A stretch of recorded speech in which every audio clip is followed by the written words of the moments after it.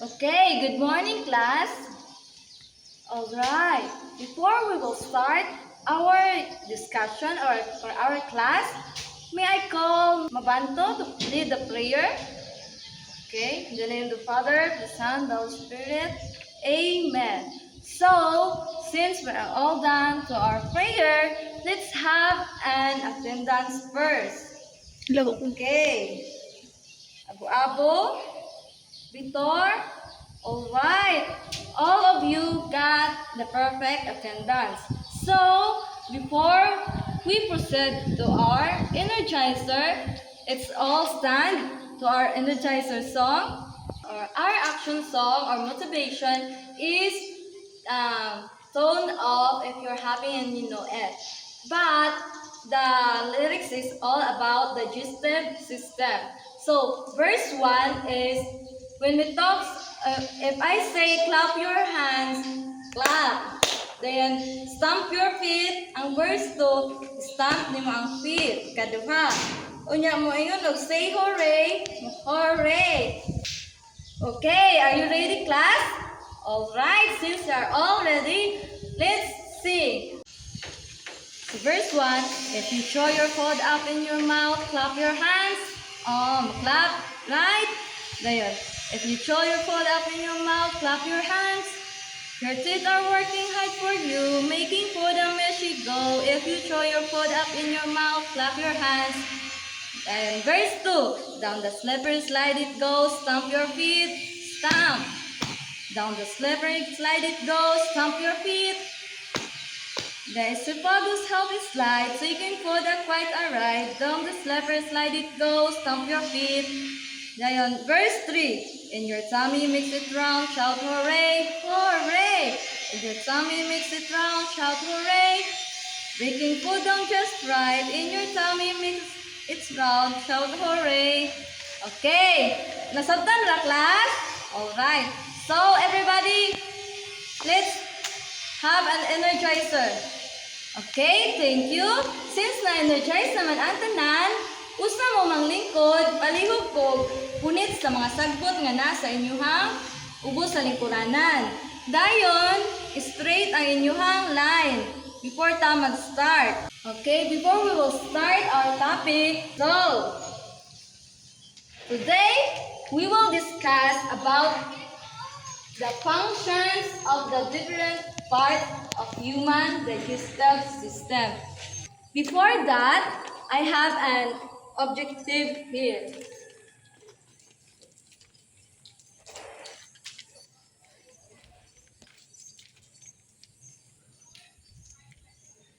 So, at the end of this lesson, the student can identify the functions of digestive system. The learner will be able to define the movement of food as it passes through the digestive system. Third, the learner can explain the main functions of the major organs of the digestive system. So, let's have a drill first before we go to our next discussion. So, when I call out the organ, you do the action and say the sound. Is that clear? Alright. When I say mouth, moingon mo, magkuan mo, action mo, unsay kanang function ni mouth, dayon with sounds. Alright. Mouth. Esophagus, stomach, small intestine, large intestine.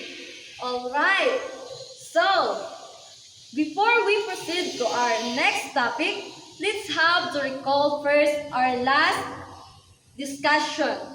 So, what was our topic last meeting? Who among you here can remember our last topic? Alright, very good. It's all about parts of human digestive system. So, what are those parts of the human digestive system that you learned? Alright, there are 7 parts of human digestive system. Is mouth, esophagus, stomach, liver, small intestine, large intestine, and all. So, how about what is digestive system? Alright, very good. Digestive system consists of the parts of the body that work together to turn food and liquids into the building blocks and fuel that the body needs. Let's have our discussion this morning. Let's start. So let's start our discussion this morning. So, unsa ganito ang first part of human digestive system? Alright, mouth. Okay, what is this? Alright, it is mouth. So, does mouth is one of the part of human digestive system? Yes, very good. Mouth is the one of a part of human digestive system.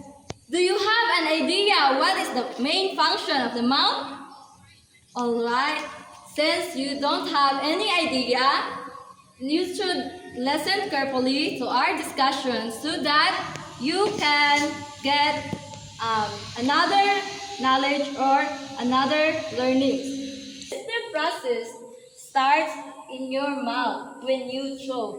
So, ang digestive process kay nagikan sa mouth.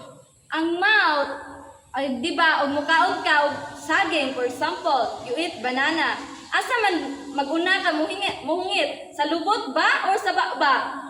Alright. Mauna, mouth is the first process of digestive system. So, dapat naadjud ni mouth maguna.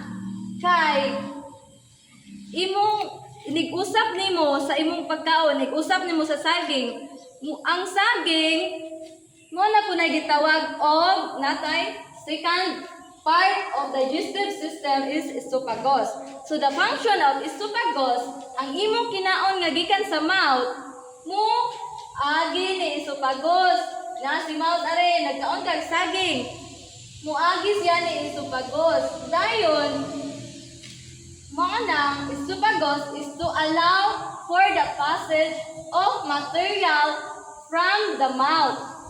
Siya ang mualaw sa imong mga kinaon. Aron imong mga kinaon, mudong sa imuhang stomach. So, Stomach is a muscular, hollow organ. It takes in food from the food pipe, mixes it, and starts breaking it down. So, ang stomach, mao siya ang mag-mix. Aron kuan imuhang kinaon, aron matuna, or aron makalibang ka, or kuan, mo na i-mix ni stomach. Ni stomach, mudong ang imong pagkaon. So, the next part is liver. Liver stores vitamins, sugar, and iron to help give your body energy.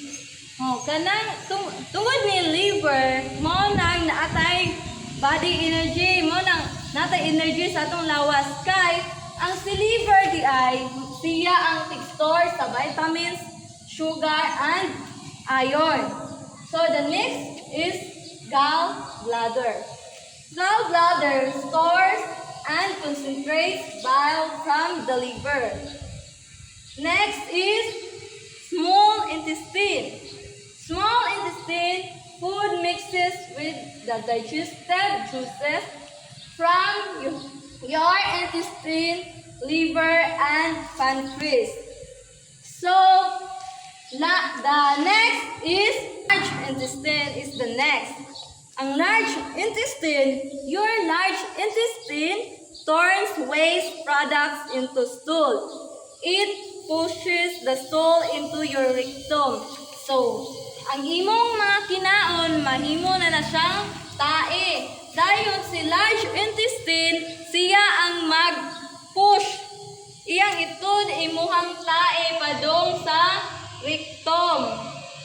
Dayon, si rectum sad is is the lower portion of your large intestine. Nasya sa ubos ni intestine si rectum. It stores stool until you have a bowel movement. So, siya sad ang kunduhanan sa tae mo ng kadugayan, puno na or something, kalibangon na ka. And the last one is anus.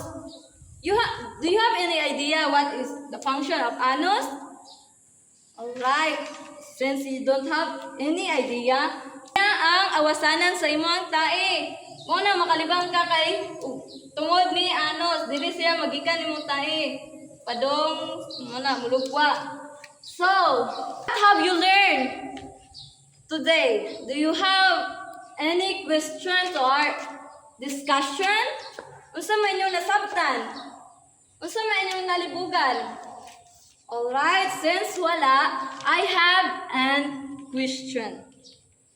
Why it is important to know the functions of the different parts of the human digestive system? Okay, very good. Last question. How can you differentiate the function of small intestine and large intestine? Alright, very good. The small intestine is food mixes with the digestive juice from your intestine, liver, pancreas, while large intestine turns waste product into stool. Alright, very good.